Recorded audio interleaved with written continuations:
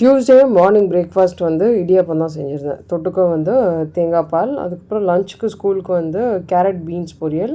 இது வந்து தொட்டுக்க கொடுத்துட்டு ரைஸில் வந்து கீரை மிக்ஸ் பண்ணி கொடுத்துட்டேன். ரைஸ் வந்து கொஞ்சோண்டு போட்டுட்டு கீரை நிறைய மிக்ஸ் பண்ணி கொடுத்துட்டேன். ஸ்நாக்ஸ் வந்து கொஞ்சோண்டு வேர்க்கடலை நைட்டே வந்து ஊற வச்சுருந்தேன். ஸோ அதை வேக வச்சுட்டு ஸ்நாக்ஸ் வந்து வேர்க்கடலை.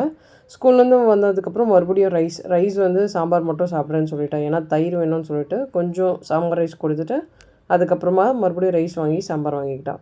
ஸோ நான் வந்து கொஞ்சம் கேரட் பீன்ஸ் பொரியல், அதுக்கப்புறம் இந்த வேர்க்கடலை, கீரை சாப்பிட்டேன். நைட் வந்து கொஞ்சம் லைட்டாக தான் சாப்பிட்டோம். நிறைய வெஜிடபிள்ஸ் போட்டு மேகி தான் செஞ்சுருந்தேன்.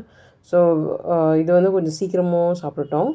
இது வந்து வெனஸ்டே மார்னிங் பிரேக்ஃபாஸ்ட் வந்து ராகி தோசை, அதுக்கப்புறமா டபுள் பீன்ஸ் கிரேவி.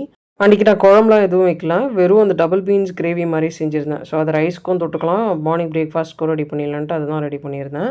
காய் வந்து சௌச்சௌ பொரியல், வெண்டைக்காய். ஸோ சௌச்சௌவில் ரைஸ் மிக்ஸ் பண்ணிக்கிட்டு வெண்டைக்காய் பொரியல் கொடுத்துட்டேன். இதான் லஞ்ச். அதுக்கப்புறம் கொஞ்சம் ராகி கஞ்சி சாப்பிட்டேன் காலையில் நான்.